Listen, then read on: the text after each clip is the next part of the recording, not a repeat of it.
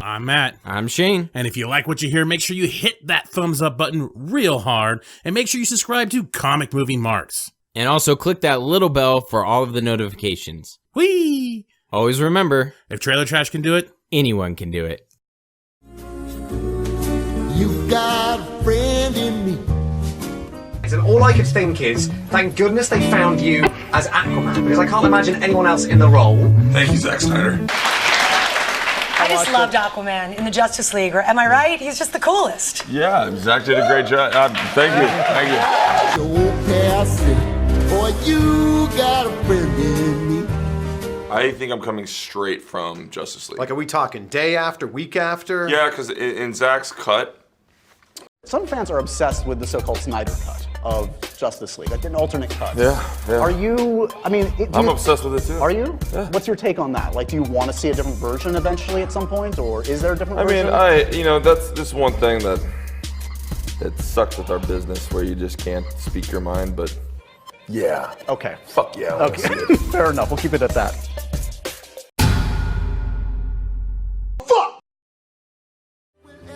I know. I just gotta get you the card in it, Boy, and as the years go by, Oh, it's beautiful. a friendship will never.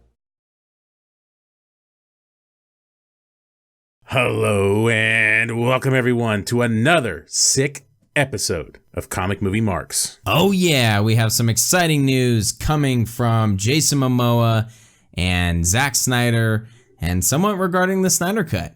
Jason Momoa delivered a beautiful gift, not only to Zack Snyder, but to his fans. Jason Momoa, he posted to his Instagram, and definitely not his Twitter, because I actually went to his Twitter, and he's got 4 tweets of him meeting Zachary Edward Snyder in Albuquerque, New Mexico, while Zack is filming Army of the Dead, and quite an inspirational, just fun moment to watch between two guys that obviously have one hell of a bromance. It's awesome. It's awesome to see how much respect that Jason Momoa has for Zack Snyder. It's also insane that I don't know if Zack Snyder is a very small human being or Jason Momoa is a very large human being, because them sitting next to each other, there's a pretty big difference there. We stood next to Zack Snyder. Yeah. You should know this. Yeah. If you just look at our picture. Smaller than me, probably. Yes, he is. And I'm 6'2". Pretty sure Jason Momoa is either about the same height or more. Yeah. Awesome video. Love the excitement from Jason Momoa, and he delivers a sweet camera. I'm sure people are gonna be pissed off at me for calling it a camera. I'm sure it's much more than that, but I'm not too familiar with the brand. I just know it's really expensive, several $1,000s. So it costs about $5,000 to see the Snyder Cut. Yeah, exactly.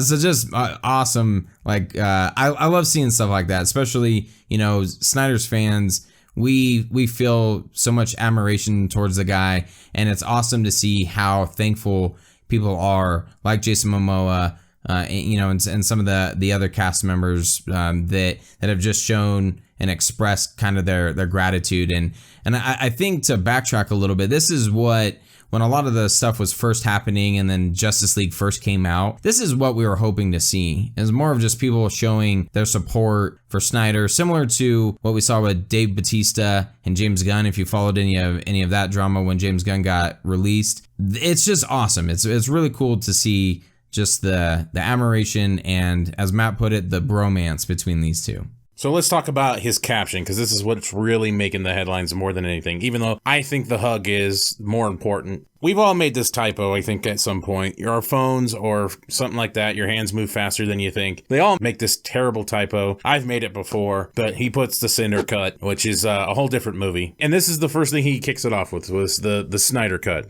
I'll just say what he meant. Well, let's be honest. If it wasn't for this man, we wouldn't have Aquaman. I love you, Zachary Snyder. Mahalo. Oh, is it mahalo? Mm-hmm. Wait, are you fucking Hawaiian now? Mahalo for showing me the Snyder Cut. That don't don't make no sense. Anyway, you can just skip over that part. Here's the important part. Here is a token of my appreciation, Alexica Q2, for inspiring me as an artist through and through. And then he plugs the camera company. I wish I was a better actor, but I can't lie. And then he kind of goes into this other part where it's not that big of a deal, where he says, the Snyder Cut is sick. Aloha. And then he even puts his hashtags, lucky me, sucks for you.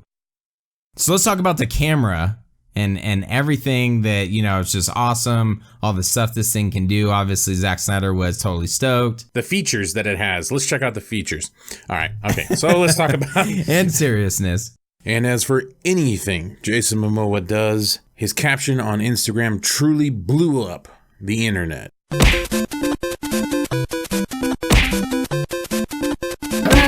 Combo, Monster Combo, Ultra Combo!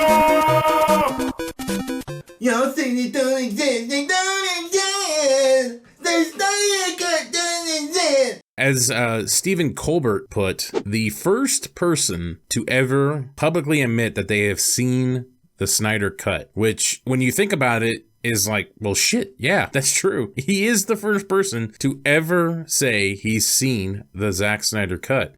Slap me around and call me Martha. This is insane. I'd be interested to know if other members of the cast, like Ray Fisher, for example. Ray Fisher has shown a ton of admiration for Zack Snyder as well. It'd be kind of cool if maybe he's seen it. So I'm intrigued. Well, that leads up to a very interesting quote from Senior Mark Hughes. After Stephen Colbert said the first person to explicitly confirm he has seen it, Mark Hughes chimed in at the bottom and said he definitely won't be the last. Excuse me, I'd like to ask you a few questions. Now, Mark Hughes is quite an enigma for me. This is a guy before been very much against the idea of the Snyder Cut, that it did not exist. The funny thing about Hughes is one of our videos about him and his interaction with Jay Oliva is one of our most popular videos. It's a video that really caught a lot of traction back in the day and got people to notice us. So it's kind of funny how this whole circle of life turns out with Hughes. It's really hard because I try not to let coincidences dictate how I feel about something or what could be genuine facts. But man, when you look at the Jay Oliva tweet, which was posted on July 17, 2019, where Jay Oliva says, I'm developing this alongside the amazingly talented Mark Hughes films.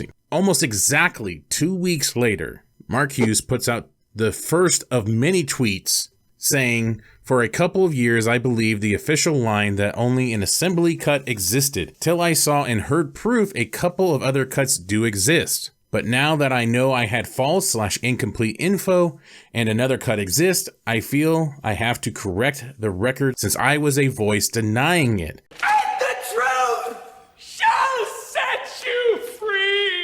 Again, I don't try to let coincidences influence my opinion on something or whether I think it's facts or not, but man, this information that he's been coming out with, it's just out of nowhere. It's hard not to believe it's coming straight from Jay Oliva himself. And when he says that he won't be the last, what does that mean? Does that mean Jay Oliva has seen this cut as well? As Shane stated, Ray Fisher, we know Jason Momoa has. So who has seen the cut? And that's what we're going to go into. He recently did a podcast. I'm probably going to butcher this name as well. I'm sorry, but he was on a podcast called The Chilean on Batman.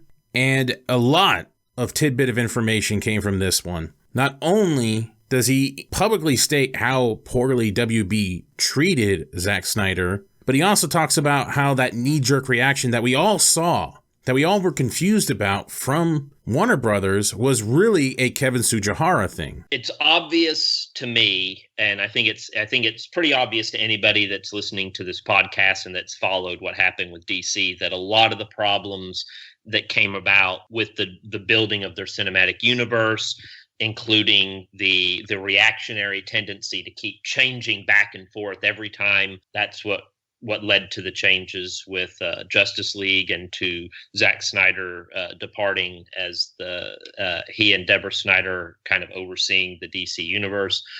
And that was, Suji Hara played a big role in that. When we talk about it, and it's easy to pile on somebody that's gone, but I don't feel bad about it, honestly. I'm not going to lie. I think there were a lot of problems with what was happening in terms of how the decisions were made with the DC universe. Suji Hara, that was a lot of that was his call. He wanted less Superman in Batman versus Superman, for example, and that's why a lot of those edits happened. And the decision to suddenly change plans with the Justice League and then to not delay production and to keep it going and to force Zack Snyder to adhere to a start date that had been set with completely different plans and to hit that targeted release date. All of those things, it was decision making based on people wanting to hit target dates so they got their bonuses at the end of the year, and a lot of crap that shouldn't have sabotaged the artistic process the way that it did. Which is all information that we have speculated on, that we've had some idea of. But again, we've never had that concrete information. And now we have a guy like Mark Hughes, who writes for Forbes, a somewhat public figure out there actually saying these things now, that WB treated Snyder poorly with Justice League, that they changed his vision. He talks about more of his information about this possibly more complete cut than the others. I know of at least one cut that is over 90%. I'll say specifically the numbers that I was told was 92 to 95% completed. I don't know if that's the full, 3 hour plus version of the movie, or if that's, I assume that since there was the 3.5 or whatever hour cut version, and then I was told there were 2 additional cuts that were trimmed and everything. So one of the numbers I heard was about 2 hours, 45 minutes or so, which means 2 hours, 45 minutes to 3 hour long. That's the version I assume is if it's 95%, I would guess that it's probably the one that has a little bit less footage, because I'm guessing that when editing something like that, what was removed to try to slim it down and trim it down for the studio would have been the stuff that was less complete or whatever, as much as could be done. So, and I was told that there were additional cuts of the film. I was told, and I've seen things that lead me to feel confident about that number. He actually narrows it down to 92 to 95% complete, when what he assumes is it's a shorter version of the film, more than likely a theatrical release that Snyder was working on. Because there's no way he was going to be able to put out a 214-minute version of the movie in theaters. I mean, everybody was freaking out about Endgame being 3 hours. 20 films, the media built that thing up as the biggest fucking thing in the world, and people were still like, we need intermissions and all this other stuff, freaking out. And they wouldn't even let him put a 3 hour version of Batman vs. Superman out. It's very unlikely WB had the confidence to put out a 3 hour and 34-minute version of Justice League into theaters. It's just not gonna happen. Not at that time. Not with all the bullshit they were putting Snyder through and all the changes he had to made as well. Obviously, a lot of things get left on the cutting room floor, and he had a shorter version. The shorter version Hughes talks about is between 2 hours and 45 minutes to 3 hours. It was a rough estimate. So this whole 165 thing is just a fallacy anyway. It wasn't even an exact number that Hughes was given. He was just kind of estimating. So let's have the 165, 166, 167, 168. A few moments later. 169, 170, 171, 172. I can do this all day. Yeah, I know. Yeah, I think that's the thing that people, I guess, have to decide what type of character you want to grow up to be, Clark. Just kidding. There's all this dispute, all these arguments over the length of what the film might be, but exactly what Mark Hughes is saying is kind of what makes the most sense. There are some people that are pushing that's the only version that they want to see. Okay, more power to you. But at the end of the day, if we get something with Snyder's stamp of approval at whatever length, I guess kind of decide at the end of the day what length you would be happy with, and ultimately for us, and I think I speak for Matt as well, because we talked about it before recording, we just want to see a version that Snyder says, this is my version. A full Snyder cut. Exactly. The Snyder color palette. The person who he hired for the score, Junkie XL, like things like that. That's what we're looking for. With this, I'm this has got me super excited and reinvigorated and energized, because now I feel like, man, we might be a lot closer than I thought. I started kind of second guessing, like, oh, well, you know, Snyder's going to have to go back to the drawing board. And what I was waiting for was some kind of announcement that Snyder was going to get back into the studio and finish everything up. And now, if he's showing this to friends and family, it might be pretty damn close. So maybe some of the things that Mark Hughes talked about on the podcast, and as Matt said, definitely check it out. It's well worth it. He talks about some great stuff with Kevin Tsujihara. But as Hughes talks about on the podcast, it could potentially be on HBO Max. At first, I wasn't really on board with that. I wasn't really sure if maybe that was really going to happen, seeing as we didn't get it with DC Universe, but potentially that could be the route. My guess is that one of the decisions AT&T will make, because they monetization is important right now, because they took on it cost a lot of money for this merger. Okay. One thing that I think that I mentioned before that's a potentially good outcome is, I suspect that probably sometime, if not later this year, next year, and probably maybe it's more likely next year, I think that with a new incoming CEO and the opportunity to do a goodwill gesture, I would not be at all surprised, and I in fact expect that we'll see Warner Brothers releasing a version of Snyder's cut of Justice League on the HBO Max streaming service. That would be a hell of a thing to put out there for fans, and to try to, for the incoming leadership and for AT&T to try to kind of mend that fence, and at least as a gesture to say to Snyder, look, you know, we know that what happened previously was not how things should have gone down, and you had an artistic vision, and it deserves to see the light of day, and there's a lot of fans who want to see it. Yeah, in that podcast, he talks about the HBO Max thing kind of being like an olive branch, kind of mending the fences with Snyder for the most part. The new management comes in, and today, as we record, Ann Sarnoff is officially starting as the new CEO of Warner Brothers. Or Warner Sisters, whatever.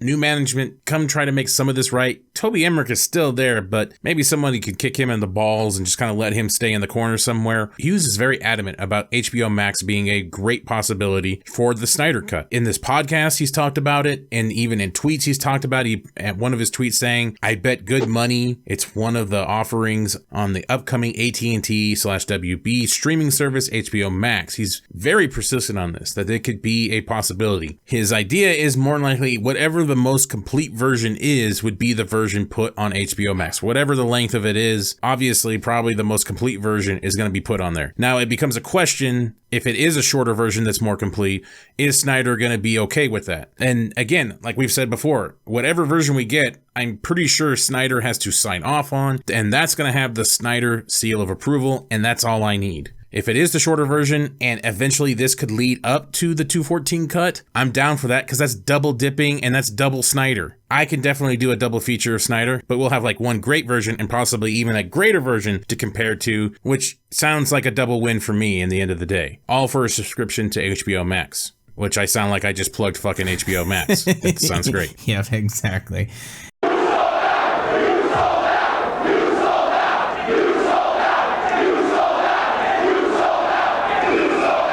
I'm the gullible fuckheads that HBO wants. Yep, same. I will continue to have my HBO Max subscription as long as you keep talking about you're going to introduce any more versions of the Snyder Cut. I definitely will be there. Like, he does know something. And again, Mark Hughes knows stuff that he's not telling us. If that's the information he puts out, he's obviously hiding stuff. And unfortunately, because Twitter is Twitter, he put in one of his tweets, but this is the problem of even trying to discuss it. Some fans just misstate and mischaracterize what I've said.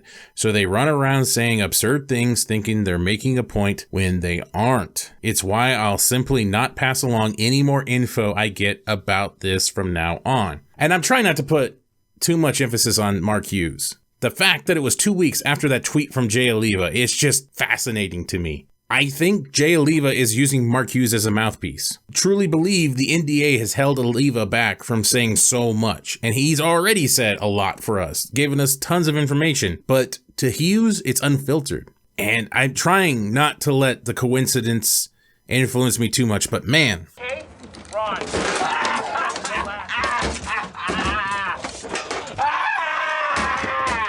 I'm in a glass case of emotion. Just one more thing to add. Hughes did put out another tweet at one point. I said to other journalists, of course, have their own sources whom they trust, and I don't expect them to take my word for it over their sources. But I know my info's correct, and eventually others will find out too. They will stumble. They will fall. But in time, they will join you in the sun, Cal. Even though I know Grace Randolph has actually stated before about the Snyder Cut, but she even comes out and says to a person that said the Snyder Cut doesn't exist, it 100% exists and is complete. And it sounds like whatever information Mark Hughes is getting about a 92 to 95% cut that is done is obviously starting to make the rounds, or she's just stealing Mark Hughes' information. But eventually that information might be making the rounds, and we might start seeing people flip very soon. In case I don't see you. Good afternoon, good evening, and good night. Oh, the times they are a changing.